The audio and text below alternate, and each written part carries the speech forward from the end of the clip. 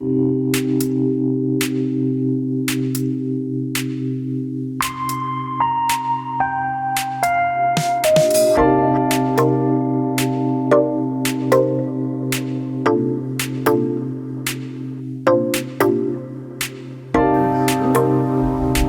so. So, madam, leo ilikuwaje? Yeah. It has been a good day. Still a very, Go on. Still a very early morning for us. Oh yeah. Yes. So we were supposed to be in the bus by 7:30, which we made it. So our visit today was to the mansion of Haji and Mazrai. So we started out first with Mazrai, and just getting there, it's just, I don't know, the bus drove in and it was just like happiness all through the whole time. So it was nice to remember how, the story of Haji Amin, not Haji Amin, the Baka family. Yeah, the fact that they are, their grandfather, the father of Baha, and I don't remember the name of the brother, but Hassan. So basically, he was banished from Yazd, and so he decided to come and see the blessed perfection in Mazrai. So he set out for the journey with his two sons, and they came, and just a short distance from Mazrai, he passed away. And it was so nice to hear that. When Baha'u'llah heard of this, he revealed a tablet. I don't remember if she said he revealed a tablet. No, he honored him by stopping at his gravesite every time he passed by. So I don't know if he did the tablet or not. Yeah. It said he would say something about Baga. And of course, as we know, the Baga family ended up being in the hands of the Qurs, the son and the father. So that was very amazing to remember the story. I think I have to read it to recall the details. It's in Door of Hope, I know for sure, but I need to read that one. I think one piece of information that was probably a little new for me was the fact that in Mazrai, that Baha'u'llah, in that story that Abdu'l Baha sent the Mufti of Akka to go persuade Baha'u'llah to come out. I didn't know that that edict was something Abdu'l Baha tested out first. I didn't know that part. Me too. I didn't actually know that he tested it out before letting the Blessed Virgin leave the confines. Yeah, so that was... That's wisdom. Yeah. And that was new. I never knew that part. So basically, so that we remember, it's that Abdu'l Baha, the governor of Akka, presented the edict which said that Baha'u'llah and his followers were incarcerated for life. And instead of giving it to Baha'u'llah, he gave it to Abdu'l Baha. And so it was starting to be, rumored all around Akka that it was not effective. It was just something on paper and not effective because, what prisoner does the things that Abdu'l Baha and Baha'u'llah were doing already. So anyway, the time came when Baha'u'llah told Abdu'l Baha that it's been long since he had gazed on Baja, and so Abdu'l Baha decided that it was time for him to leave. And so before having Baha'u'llah leave, he tried out the edict itself by walking through the gates of Akka, going out, and nobody asked him. He tried the second time with the believers, nobody asked him. And then he went and actually had a party in Baji invited government officials, and then they came and nobody said a word, and we was like, anything. okay, we're good to go. So that was some nice information that we didn't know. Mhm. And the custodians were new, they were just switching. So the two previous custodians, were in our pilgrimage. They're both from Egypt, so that was nice. And I think that's the much I remember. Maybe you can add a few more things from us, right? I don't know, it's the stories of like the comments that Baha'u'llah made about Mazrai, being that he could actually see the hills and Lake Galilee. See. Yeah, I mean the Sea of Galilee and the hills. That it was so touching for him that he would actually remark that. Yeah. And then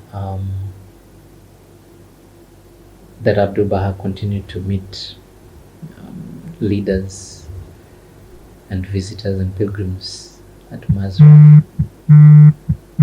So that was good. Yeah, those stories of resilience and wisdom, like displayed by the master and Baha'u'llah in Mazrai, were very touching. Then there was what? Oh yeah, nice also to see the renovations that have been done. I think the last time I was there, there was like, it was bushy hapo nyuma, but I was delighted to see the changes. In fact, that garden has now become like your garden hapo nyuma.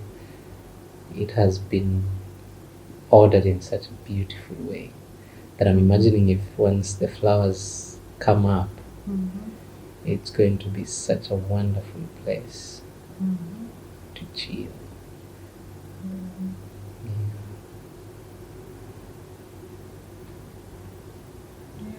I mean, the stories, the being there, it was so relaxed. It's just Mazra, even for the first time I came, it's always been a happy place. It's like, oh, it was the most relaxing, because now we see Baha'u'llah really, out of the confines of Akka. And it just brings joy that, you can now see him rested and, being able to do what he likes. Yeah, so that was nice. It always just has such a nice feeling, and it still does. Of course, the fruits are always fun, trying out all kinds, bitter ones and non-bitter ones. I'm like, okay. The roses, the red, the pink, dark pink, the one that almost looks red. That one's very strong smell. Yeah. Yeah, really beautiful, beautiful, beautiful. Yeah. And it's nice that, like, to imagine that Baha'u'llah at least got some time to just live a normal life. Yeah. I mean, normal in the sense that he was not confined, but there's nothing normal about Baha'u'llah's life. No, like just to relax without the guards on the door. Restrictions. Yeah. Yeah, because he kept receiving visitors and he kept revealing. Yeah, they said there was a tablet of something that was strange to hear. The tablet of is it division? I don't know. There was a weird. I know I've never read it, but it was a tablet of something. So we'll probably look it up and see which tablets there. But the guide said there was a couple of tablets revealed, but there was one specific she mentioned. Yeah. That was good. All of us were carrying something from there, either avocados or lemons or oranges. Yeah. Yeah, which is I nice. guess I carried a bag. Yeah. I saw the bag that she gave to what's his name? Kima. Mm-hmm. Yeah, she had a collection of fruits. Yeah. Yeah. So that was good. The prayers were also very touching. Yeah. Yeah. I think it's the first time we had like more than one prayer Mhm. chanted by the Yeah, pilgrims. I had actually thought of adding a Kiswahili one. I know, I was like waiting, can somebody represent? Yeah. Malaika also has a beautiful voice. Yeah. She's the one who chanted during the OIAA visits, both of them. The one to the house of Ten Hapasim and the one that the dignitaries were at. It was Dan Kamel. Yeah, beautiful voice, beautiful voice. I hope she does chant before we leave. She has such a angelic voice. Only she's called Malaika. She lives to her name. Yeah. Yeah, and then there was that trip back Baji. to the mansion of Baji. Yeah. The stories in Baji were also nice, interesting. The story of Naz the donkey and Khalil. Khalil. Yes, those were beautiful stories. I was waiting to hear that Naz stood up and just went to the station to wait for Abdul Baha. And Khalil woke up. Yeah. Oh, that's nice. And I also remember that story that is in Nabil's narrative about the concourse on high being circumambulating the mansion of Baji. Yes. I never realized Baha'u'llah never told anyone. So only Abdul Baha knew. Told anyone about what? That he was moving to the mansion of Mazre. I mean, of Baji. That Baha'u'llah was moving? Yeah. You remember she said that Baha'u'llah didn't tell anyone that he was going to the mansion of Baji. And Nabil Azam and Nabili, the other one, I don't remember, they decided to follow from a distance and see where the Blessed Beauty was going. And then they saw him coming to to Baji. And as they neared Baji, they could not get a space to circumambulate. And so they went back and they wrote a beautiful poem. And they actually asked for them to be allowed to make the pilgrimage because that one was not permitted. And so they were allowed and they came and circumambulated the concourse. But it was so interesting because I actually remember reading it in the Nabil narratives that they did see physically people all over. It was full. And they were wondering, where did all these people come? And then they realized it was the concourse on high. And so they went back and wrote it for him. That was sweet to hear again. Yeah.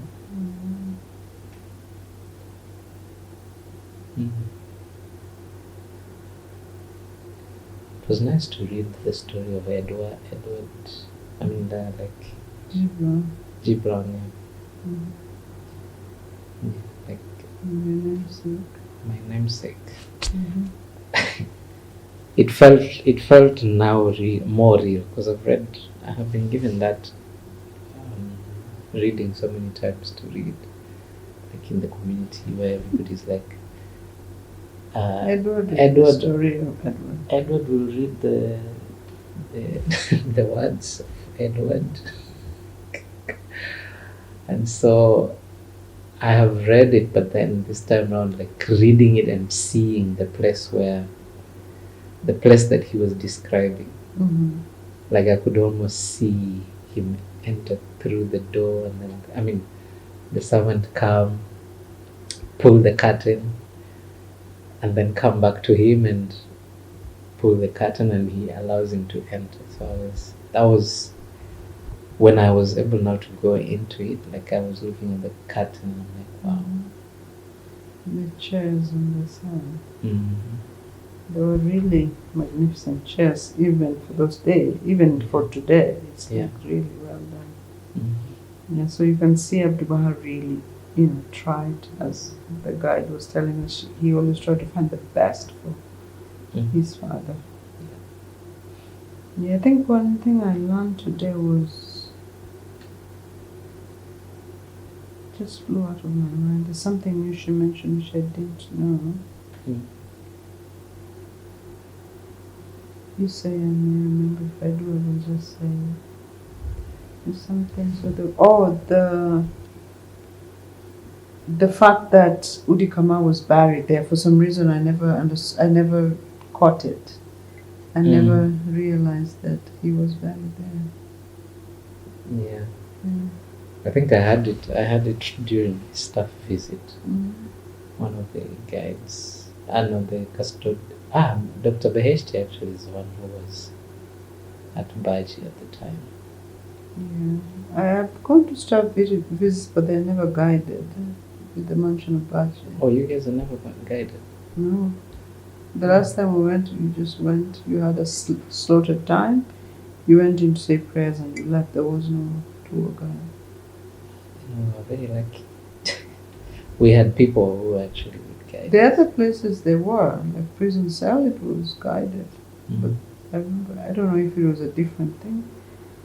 Maybe it was just signing up for a chance to be in the room of power. I don't know.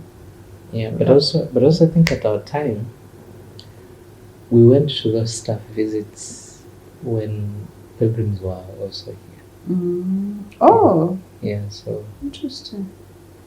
Yeah, so we would sometimes go just after the pilgrims have left. Yeah. Yeah, I remember it being guided when I went for the staff visit. But actually, one of the most interesting things that it hit me today was why Mrs. Terani, her name is Mona Terani,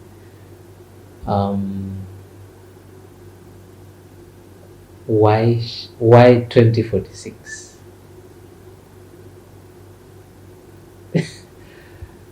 So 1946 is when the shrine of the Bab was completed. Okay.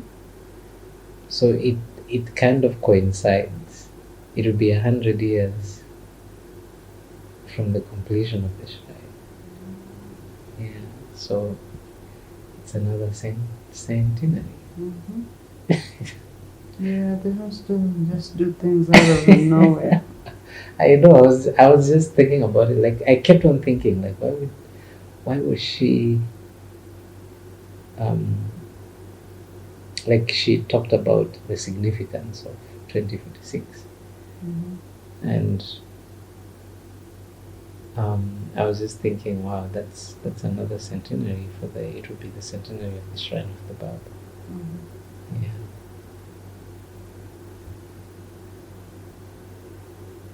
That's the building of the superstructure.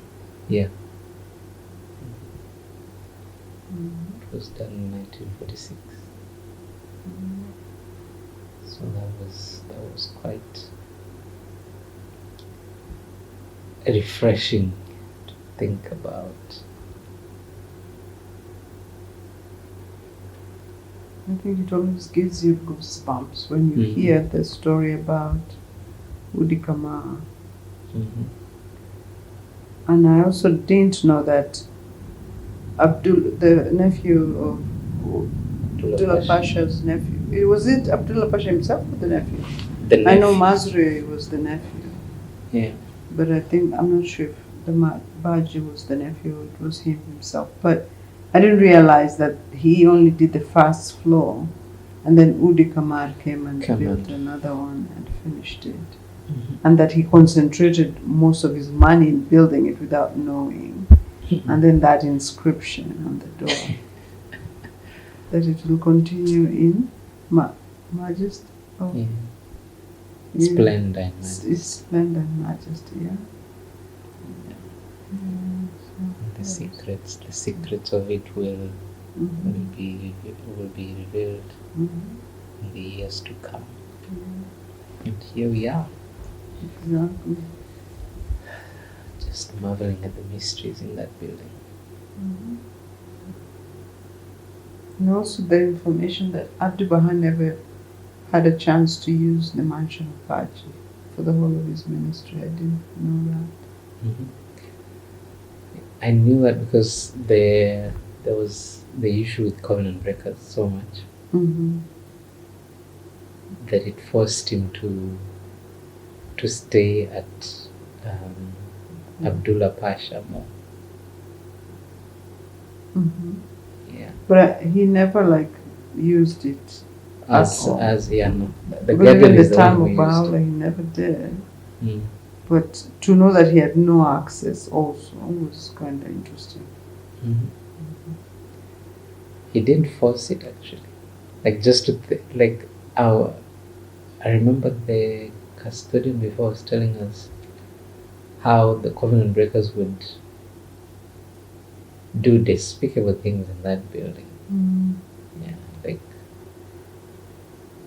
I don't know. I think I was just trying to say, imagine the most horrible thing that you could imagine can happen in this building. What is that? And someone said, probably a beer party. It's like, maybe it happened. You don't know. Yeah, because they were not, they were out for money. Yeah, so. I mean, it gave me a new appreciation of how much more that Shogifani did. Because if Abdu'l Baha didn't do anything in that mansion of Baji, then all that we see today is really the fruits of the Guardian. Yeah, so I mean, not that he didn't do anything. He obviously paid for the mansion of Baji. Yeah. But just to know that all the efforts were just Abdu'l Baha. I mean, Shogifani. And it was kind of surprising for me, the significance of the calligraphy of Mirza Muhammad Ali. And then the second one was it the banishment? What was the second one? The letter of banishment. The letter of banishment. And then the third one was something else. The soldier. Huh? The soldier who was the soldier that executed the bar. I was surprised that he chose to put those. But when she explained it, right, it made some sense, but I was like... Crisis and victory. Yeah, it's just like, why do we have to see this person that did the worst thing ever? Yeah. But then, it's another way to say this existed. And I'm sure the wisdom of it probably will be so much more in future.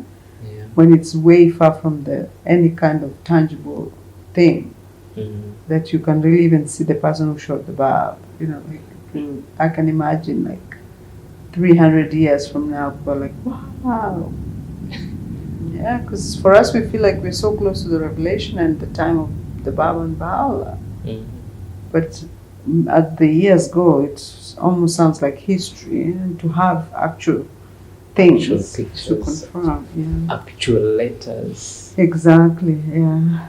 And I also feel like it has given me also a new appreciation of the significance of the Queen of Romania. Because I'm sure we don't embrace it as much now. We say, oh yeah, even, there was Marie. Marie. No, there was the other emperor. What was his name? Victoria. No, the one from Samoa. Oh, Malietoa. Malietoa. Yes, as much as, yes, that is a big victory, Shoghi Effendi really has emphasized, everywhere. You remember in the house of Baha'u'llah in Udikama and Abdullah, house of Aboud, and then, mansion of Baji, mansion of Mazre. There's nowhere where that letter is not there and her picture. Her picture is literally looking into the room of Baha'u'llah. Exactly, and I was just like, what is the significance? it's obviously something he really valued. Mm-hmm. And that was somebody taught by Martha Root.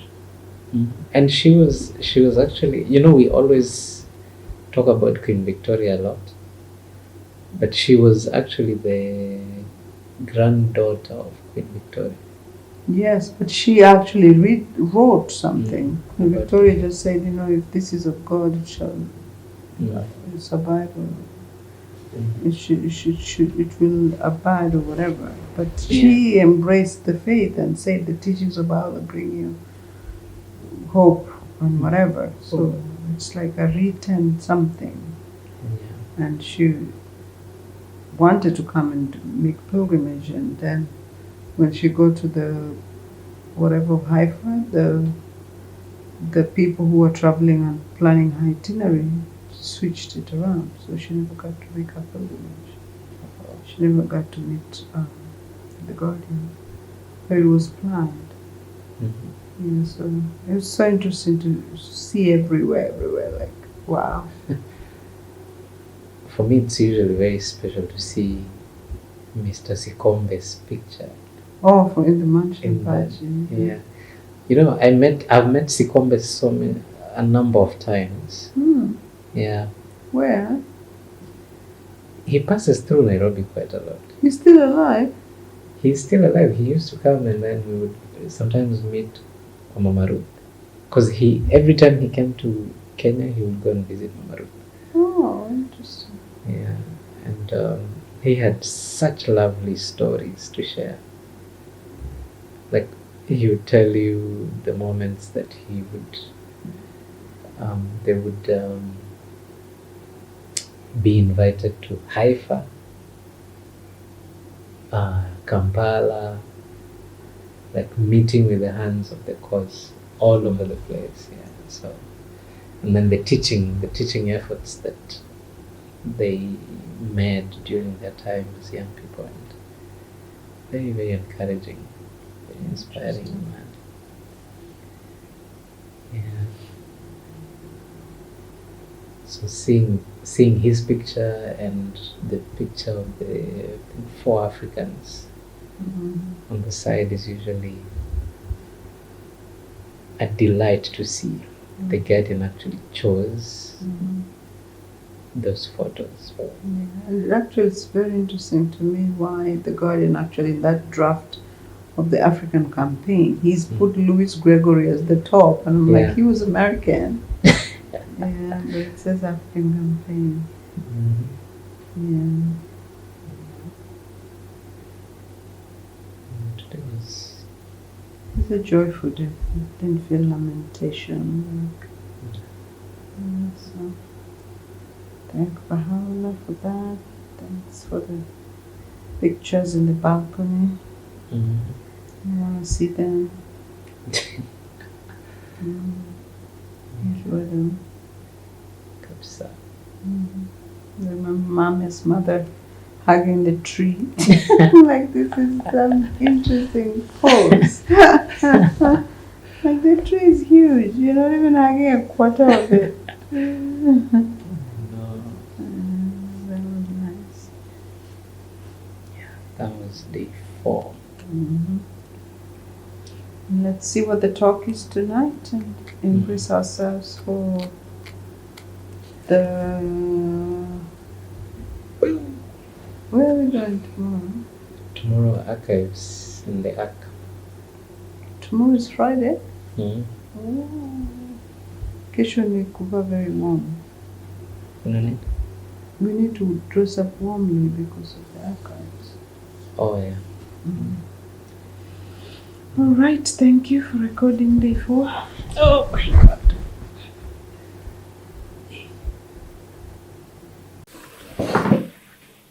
So, jana inakuaje?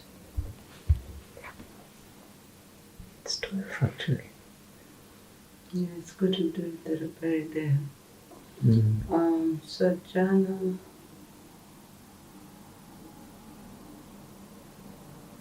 we went to the archives building. It started with lots of rain in the morning, but we got them back to the fierce. Mm-hmm. We had breakfast and then we had a lot of singing, which was Yeah. nice. That was really good. Yeah. And we didn't know that the guide was waiting, but she didn't check on us, so we just continued until 8:30 instead of 8. Anyway, we got to the archives, and I think for me, generally, I was hoping to look at the face of the Blessed Beauty. I've seen the face twice, but I don't ever remember it. So my goal this time was to really look close, because the first time I was scared, I didn't look close. I actually stepped back. The second time I felt like I looked, but I couldn't recall. But this time I really stared. Yeah, and it was just, it was interesting. The first portrait, which I think is the only picture of him, it was, they said he was in his 50s. And he looked very young in that one. I mean, we don't know about that we old, but I could only imagine. But that was already after he was poisoned, right? Was it before? That was in You said Adrianople. it's in Adrianople. So he was poisoned in Baghdad. Baghdad, yeah. So then I was just thinking that, he wasn't looking like it has taken a toll on him, but it is a picture. Mm-hmm. So that was very, it was just like, to me, first of all, I felt like there was resemblance with the Bab. I don't know why. I don't know. Yeah, actually they almost look the same, but the Bab had I think Baha'u'llah labda ni juu ya ndevu, but the face of the Bab was like this. While Baha'u'llah was like a bit wider than. Yeah. Yeah, I mean the one for the Bab is a painting. Yes, obviously it doesn't depict every ridge. But if that was the closest he was, I do know that when the Sayyid Kazem told Mullah Hussein the signs that will be of the promised one, he said that he was perfect in his features. And that picture brought that out somehow. And if Bahir Hanim said it was as close as you could imagine of him, then obviously the features were very well painted. So that was nice, but I came back to the picture of Baha'u'llah most of the time. We were only allowed 15 minutes.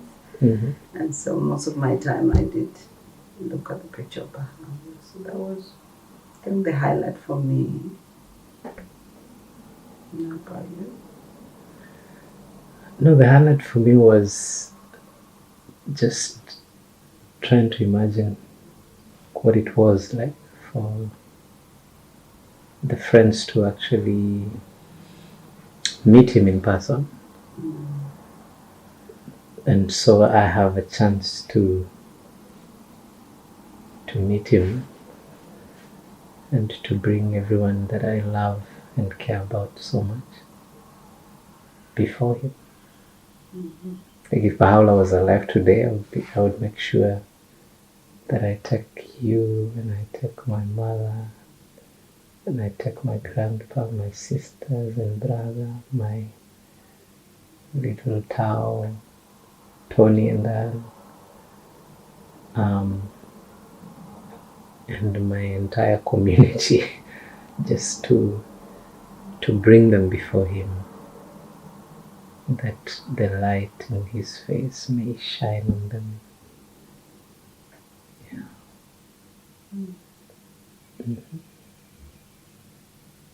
So that was quite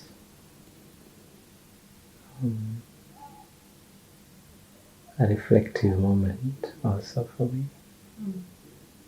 Yeah, and I opened my prayer book, and the first prayer that, like, you know how you open your book randomly and like while I'm trying to look for a prayer, and the first prayer that I see is the prayer on nearness to God that the Bab revealed. Yeah, and it really, I've said that prayer a couple of times, but yesterday it really meant more, because I was literally near to God. Like I was, literally looking at his manifestations. Yeah. And then we moved on to the relics.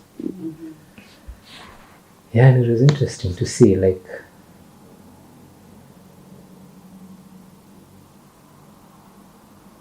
and to appreciate, actually, as I was telling you, the efforts that have been put towards making sure that we actually have our history documented to every bit possible.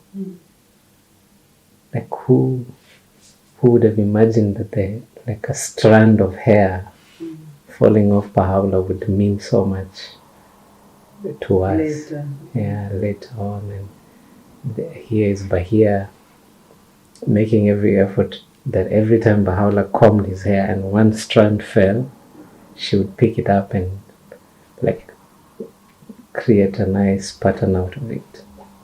And that pattern is what we look at now and marvel at. We're like, wow. It was jet black. So then when you read the story, actually it makes... There's something to... You can connect it with. Yeah, so that was special. Yeah, I also thought that, the way Bahia Hanum is depicted, she really brings the feminine aspect of humanity, because this is not something Abdu'l Baha would do, like literally when you think about it. Like at a gathering, even Abdu'l Baha himself did not even gather his own hair. So it's a feminine thing to think of or do. So I was just so glad that even that, as basic as it is, because all I can imagine is that she looked after her father. That's how I would look at it. Maybe once in a while washed his combs, and she got more hair out of the comb and added to her collection. And that clippings. Right, and that means that she really recognized the station of Baha'u'llah, first of all, and also adored him as a father.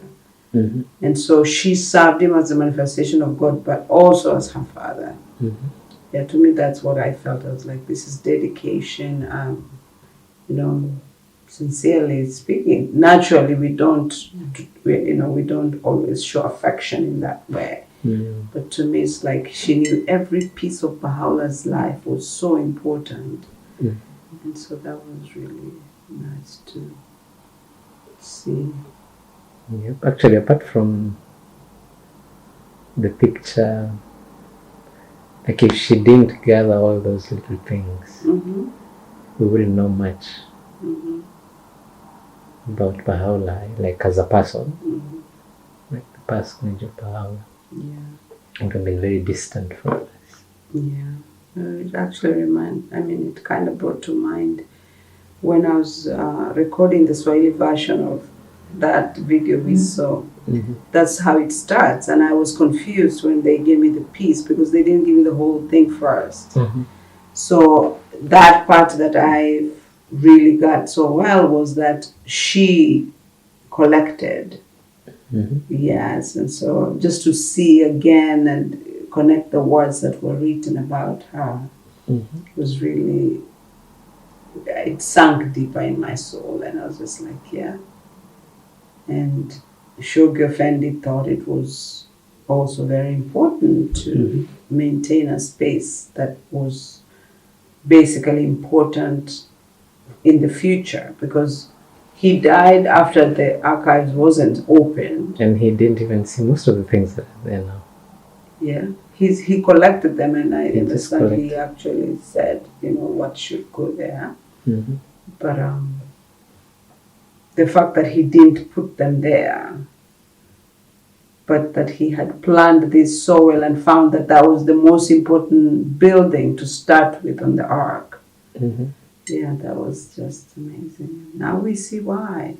Because actually, the things in the archives used to be kept down there. Like, in Hapasim? They were at Hapasim at some point. Mm-hmm. And then they had a building rented out where they kept them. Mm-hmm. But they were just in boxes. And so then you look at how very well curated and like you see the efforts of the House of Justice. Yeah, like you can actually see the progression. Actually, it was opened before the House of Justice. It was opened before. So it's the Ministry of the Custodians. The Ministry of the Custodians is the one that actually opened it. Yeah, you look at Ruhia Kanuma actually, and people like Nell Golden would tell you how much dedication she put towards that. So these archives is actually the efforts of so many people. Like it starts with Abdul Baha keeping all these things from Baha'u'llah. Mm-hmm. From the Bab. Yeah, and from the Bab. From Qudus. Mullah Hussein. Oh, that's so big. Bahia Khanum adding to that collection. Shoghi Effendi curating all these things and making sure that there's a building for them. And then you come to the Ministry of the Custodians and they are all looking at how would Shoghi Effendi like this thing to be done. And because they knew him so well, they make the arrangements and make cabinets, like move the artifacts from boxes, like normal boxes, normal boxes to archival boxes, from archival boxes to the cabinets that we now have. Beautifully done, probably collected from across the world, because you could see the collection was different. It's very different there. The wood is like one is Chinese, another Arabic, and like it's all very diversified.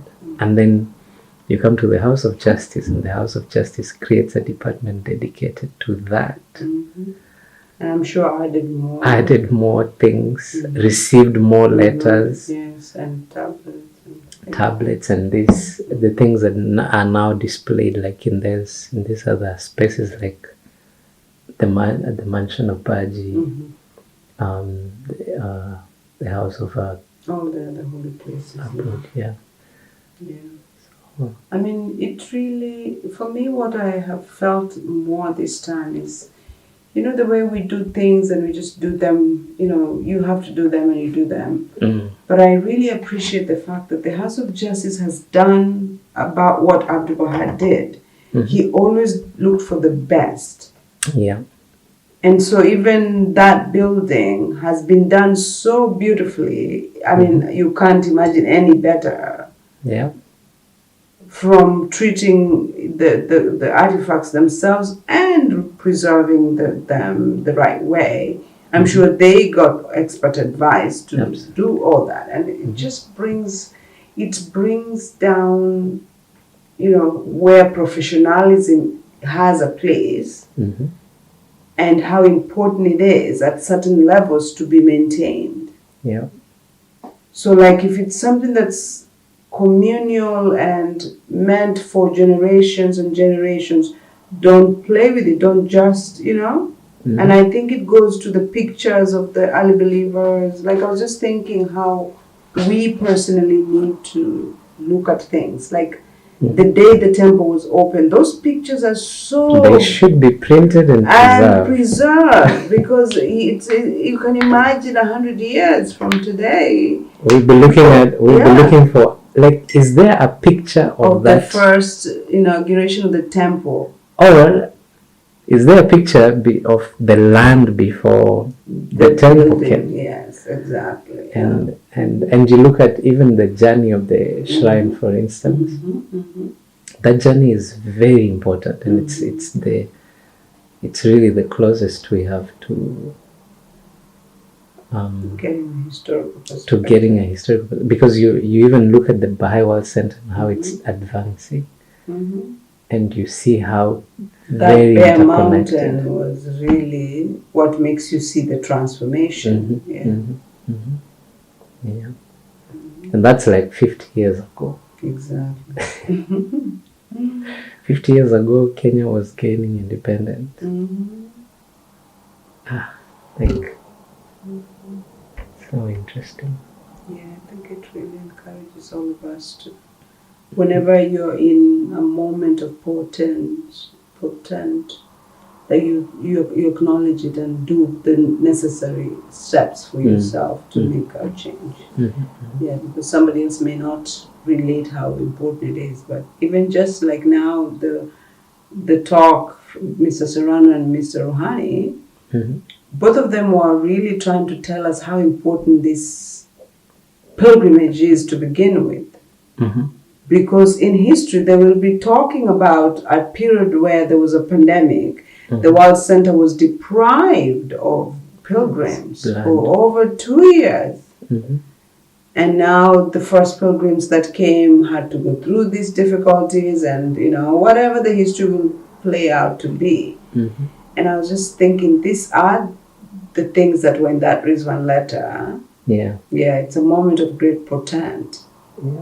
And sincerely, this to me is like a testament of that. One of the things that would be confirming that from the House of Justice. Actually, the talks were pretty enlightening. Mr. Serrano's analogy of the seed and the planting of it, and then Dr. Rouhani's analogy of the same seed but at a different level. Like the seed has now germinated. The planting and the planting of the seed that was done is being manifested in even how people are responding to the message of the house.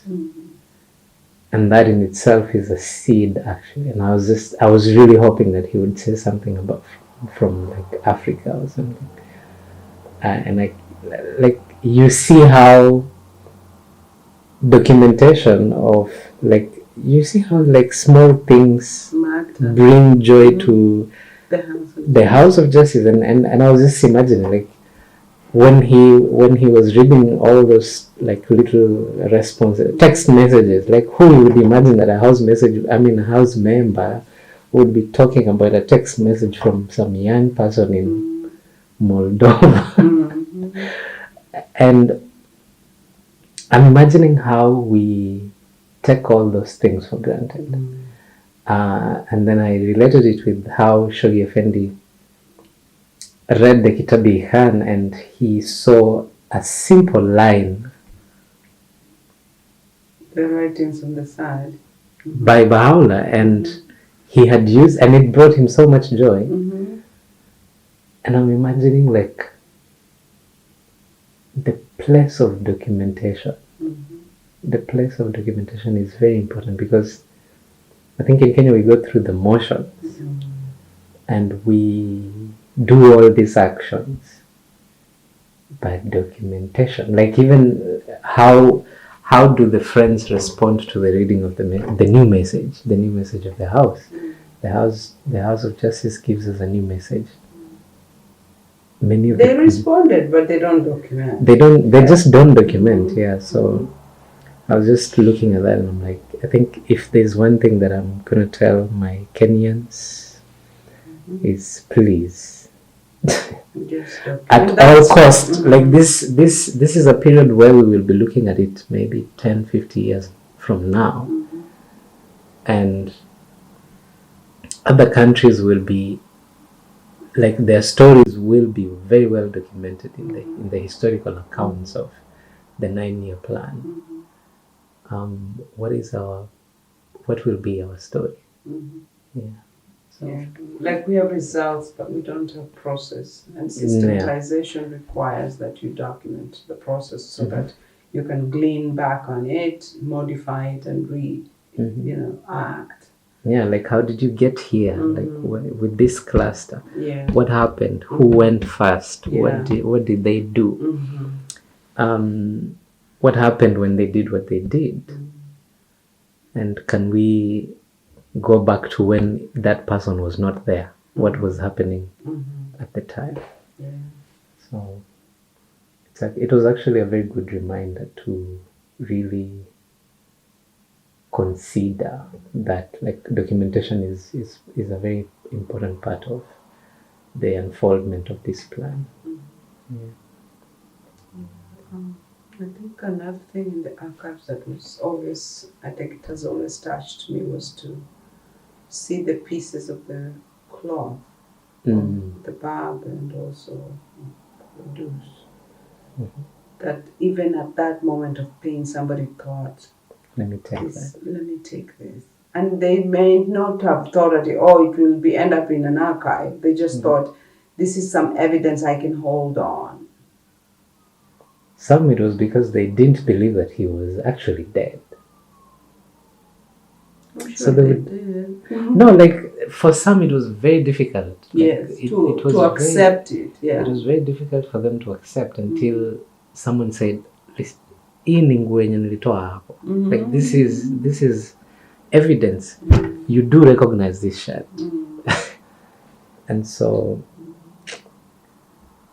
that the like conscious or subconscious, it still adds to it even increases its own values. It really does.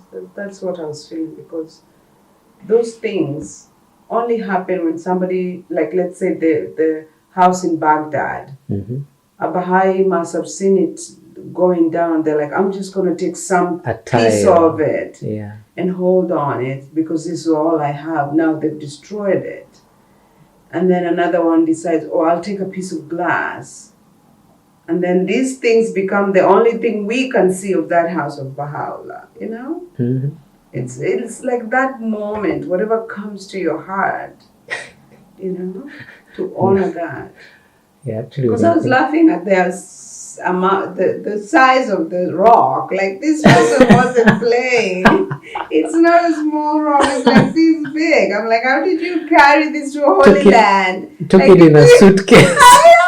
Like when you're going through airport, they're asking, where are you taking a rock, sir? I'm like, okay, it's very important to me. Okay. It reminded me because when I went to the Temple Land, after they had done the groundbreaking, when they did the groundbreaking, I wasn't there. So I went to the very center of that temple, and there was like a tree that was standing there.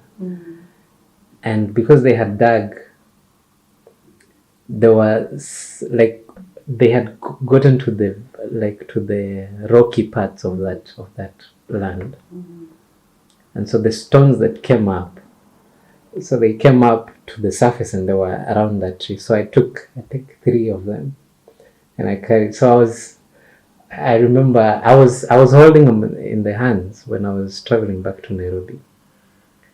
And the person sitting next to me asked me, "What are these rocks for?"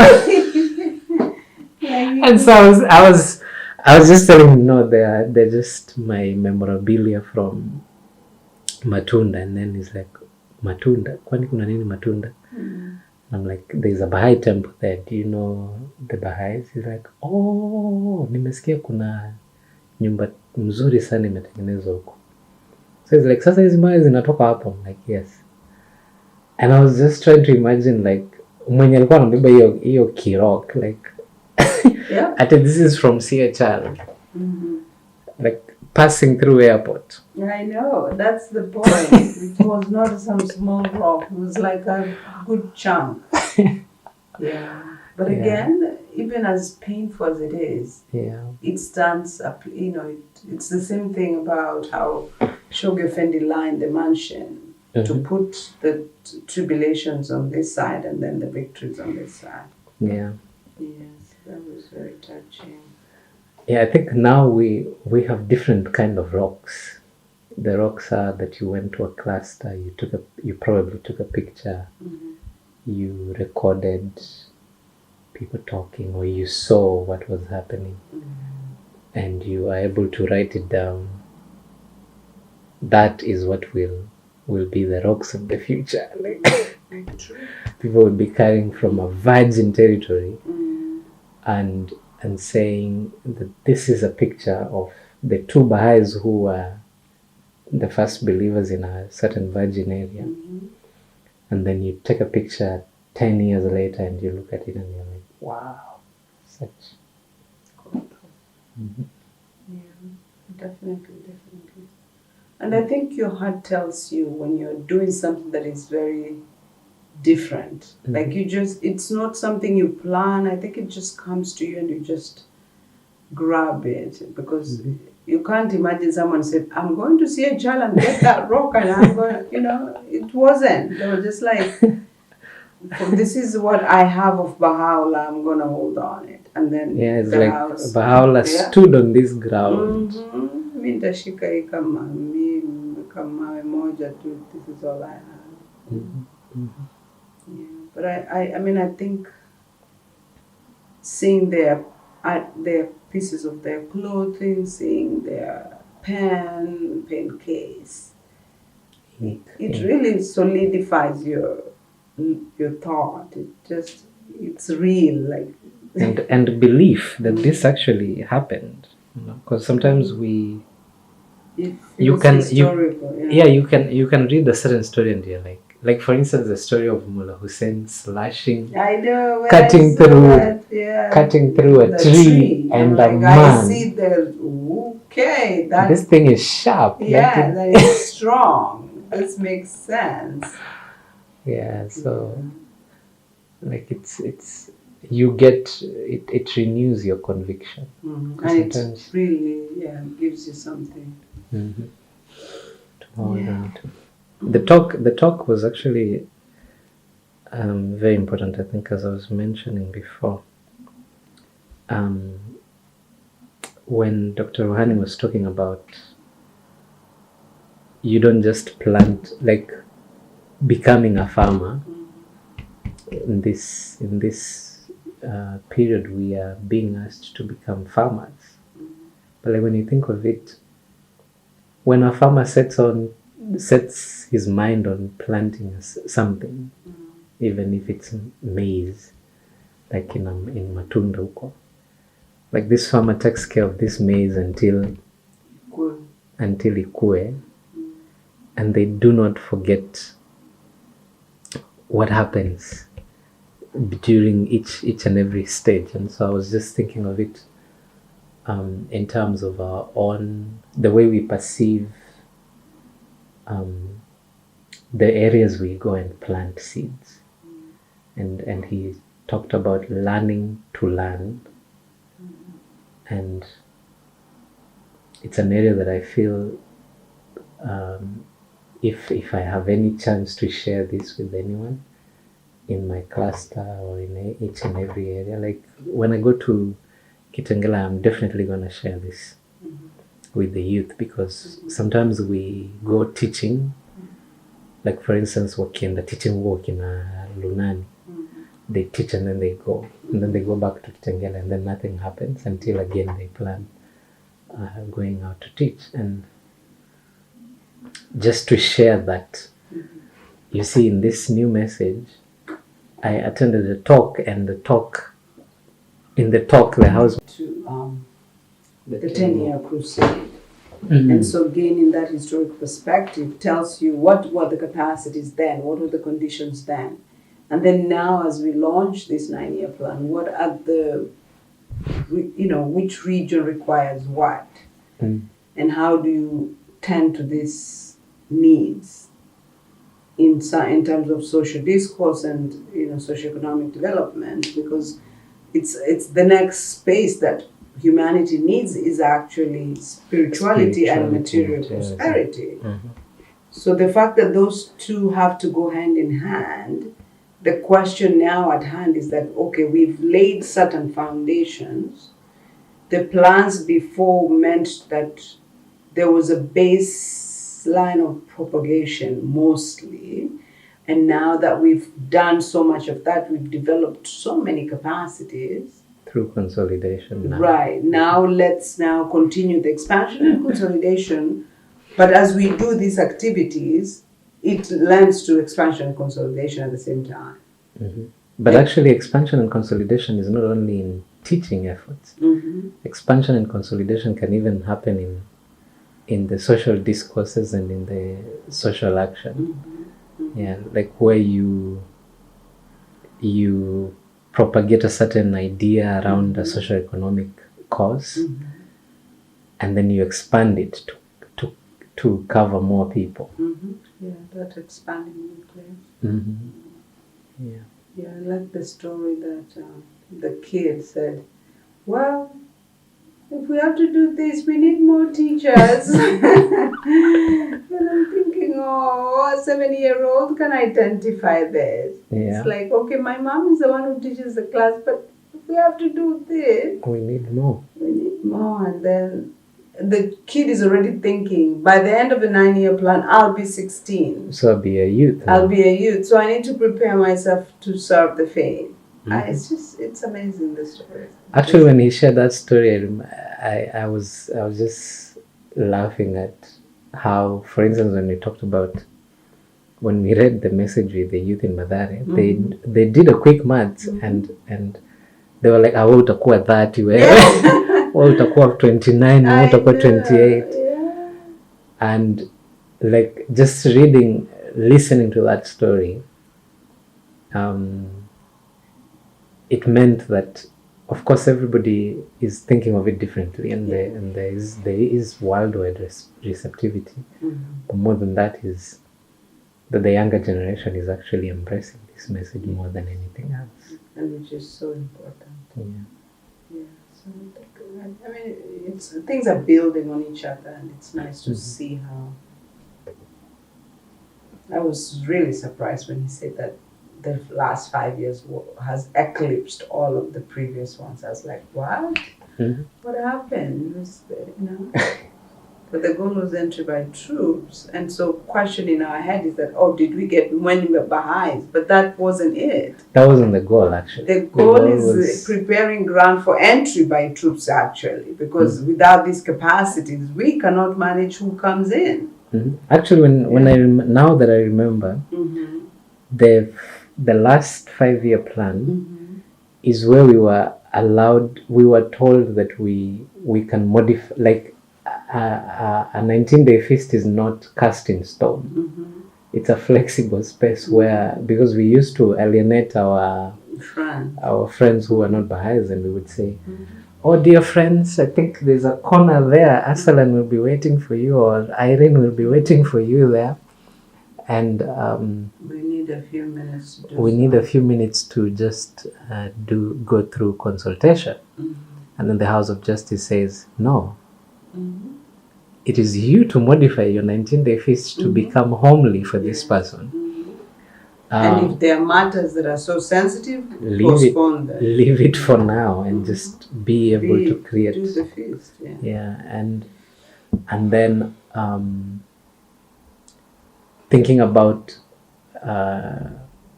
like core activities. It is the time when we had so many people serving even as coordinators, and they were not declared Baha'is yet. And even just Baha'is themselves doing so many other things they never did before. And so when people, like, I was just thinking about Kenya, for instance, and I remember I was talking to Lynn at one time, and she was just sharing that we didn't actually hit our target in terms of numbers.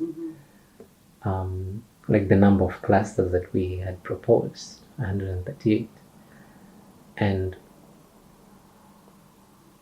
then it gave me a new perspective, like, no, we might not have hit the numbers, but the networking part of it, foundation has been created. the last 5-year plan is when the wife of an attorney general became a Baha'i. The last 5 years is when the relationship between the National Spiritual Assembly and the local authorities kind of started making better strides. Yeah. So it is true that the last 5-year plan was really the preparation for this. It is needed to do this. And then also direct teaching, because I think we used to go in circles.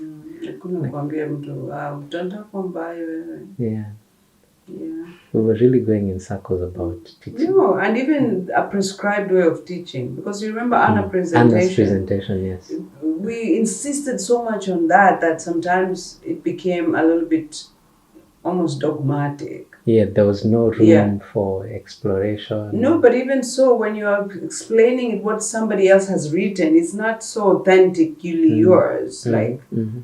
And we would run through it mechanically. That's what I was saying. It's like you forget what you need to, like I always, whenever I find a moment, I tell people about my personal experience. Yeah. And it's more effective. Through it, announce the principles of the faith. Like I would say, I was so touched by this principle, and this is how it played out in my life. So then I'm not just giving some gospel. I'm saying what this message and teaching about has done for me, and how I managed to embrace it. So that the person is not like bothered, and it's okay if they don't take it, but they go with the understanding that the Baha'is do this. But also more than that, like you remember what Ruhia Khanum was saying, that her friend called her, and then at the dinner he says, tell my friends what you believe. And she goes on to tell her belief. And in the end, the guy turns to his friends and says, she believes that this is possible, like a better world is possible. And I was just thinking, I think for me, I stopped. I followed the method of Anna's presentation, but I tried to use my own story, like how did I become a Baha'i? Because people assume, oh, my grandfather was a Baha'i, so then it means I automatically became a Baha'i, but that's not true. And so sharing my story creates ground for them to even ask personal questions, like what is it about this attracted you? I have a friend of mine anaitwa Grace. Gracie is churchy girl. And every time she calls me, the first question she asks is, Uko Baha'i Center? Because and I assume the way she has known me is that all my life revolves around that Baha'i Center. And I remember, like, at first it was very difficult for her to accept that I was a Baha'i, because she used to think I can make a very good pastor and youth pastor kwa chachi yao. And now Grace has gotten to a point where, like, sometimes akiniuliza kama niko Baha'i Center, it's because she's passing around, and so if she wants us to have like a meeting, it will be like, uko comfortable wapi, twende Baha'i Center basi. Like, she has gotten to that point where she embraces the Baha'i Center as like a place where she can even come herself. And so I'm thinking that has happened in the last 5 years, in the last 5-year plan, because we've known each other with Grace from kitambo sana, but like over the last 5 years is when she started embracing the Baha'i Center as a place where she can actually come comfortably. And I think the Anna's presentation was necessary because we were learning. Yes. And so it was something to be put out for anyone who felt uncomfortable and not so sure how to present the faith. So it was necessary at some point, but it's not the only way. Like Dr. Rani said, there are so many scenarios. Yeah. And the reality of reading the reality. Yeah, so you apply what you already know to your reality. So I feel like Anna's presentation had the best methods possible, but not that this is the only way. It is not the book of law. It's not Kitabi Akdas, you know? Yeah. Yeah, so I think it was necessary, and it gave us a framework. And for those who are not comfortable, you still could use it until you develop your own way of saying those things that are necessary about the faith. Yeah.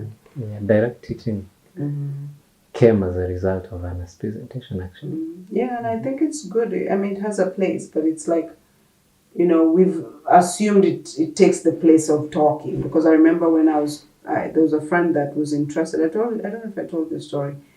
I was trying to get some documents from my doctor's office just before I came to Kenya. So I dialed the doctor's office number and dialed the wrong number. There was one figure that was off.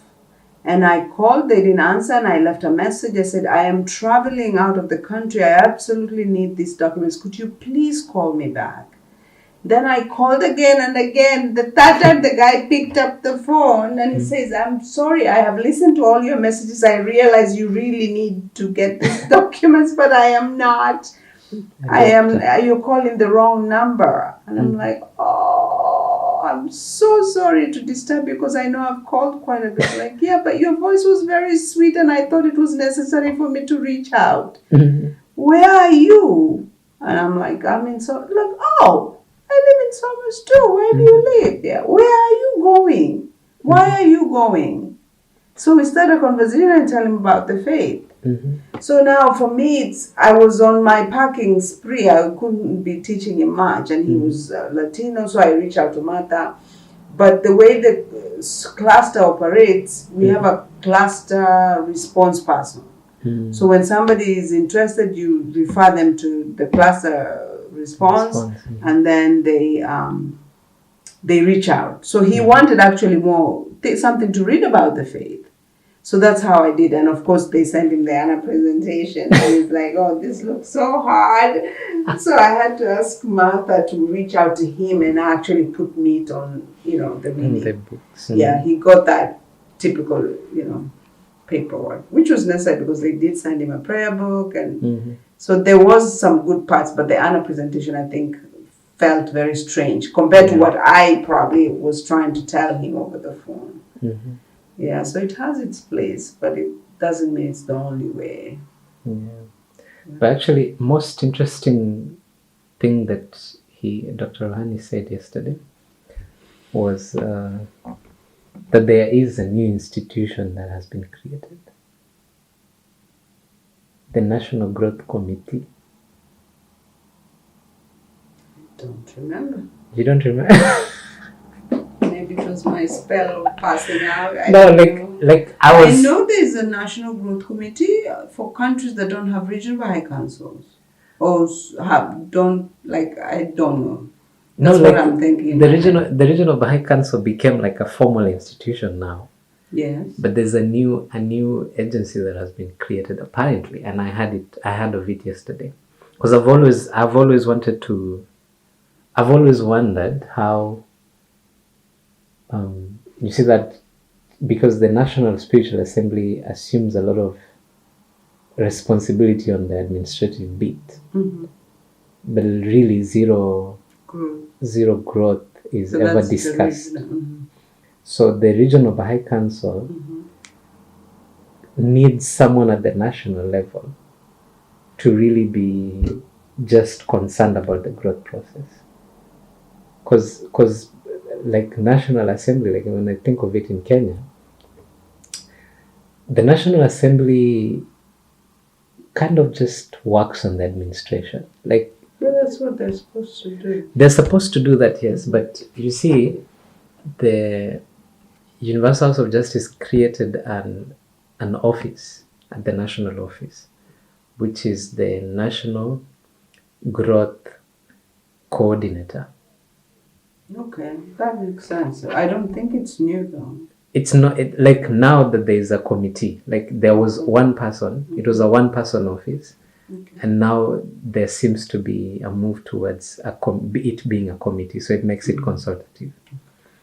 And I was just thinking about Janet, because Janet is the national growth committee, the national growth coordinator.